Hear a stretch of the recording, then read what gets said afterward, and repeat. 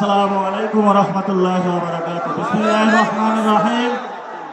সম্মানিত আলেম ওলামা, আসসাতিজায়ে কিরাম, যারা আজকে এখানে উপস্থিত হয়েছেন আর উপস্থিত হয়েছেন এই বর্তমান সংকটে, যারা আমাদেরকে নেতৃত্ব দিয়ে বাংলাদেশের মুক্তির সংগ্রামকে সেই ৭১ সাল থেকে শুরু করে শহীদরা যে পথ আমাদেরকে দেখিয়েছিলেন, ৪৭-এ যে শহীদরা আমাদেরকে পথ দেখিয়েছিলেন, ২৪-এ শহীদরা আমাদেরকে যে পথ দেখিয়েছিলেন, সে পথেই নেতৃবৃন্দ আমাদেরকে নিয়ে যাচ্ছেন।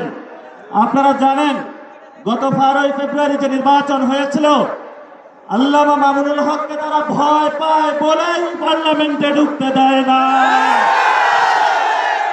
মামুনুল হক পার্লামেন্টে থেকে রাজপথে আরো শক্তিশালী হবে ইনশাআল্লাহ। আমরা এক আল্লাহ ছাড়া কাউকে ভয় পাই না। আমিও মাদ্রাসায় পড়াশোনা করছি। নারায়ে তাকবীরের একটা স্লোগান দিয়ে ইনশাআল্লাহ বক্তব্য শেষ করব।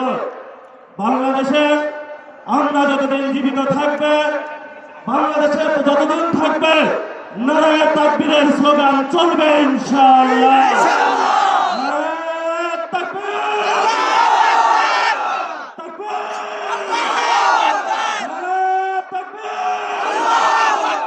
ভালো থাকবেন, দোয়া করবেন। সংগ্রামে ইনশাআল্লাহ রাজপথে দেখা হবে। আসসালামু আলাইকুম ওয়া রাহমাতুল্লাহি ওয়া বারাকাতুহু।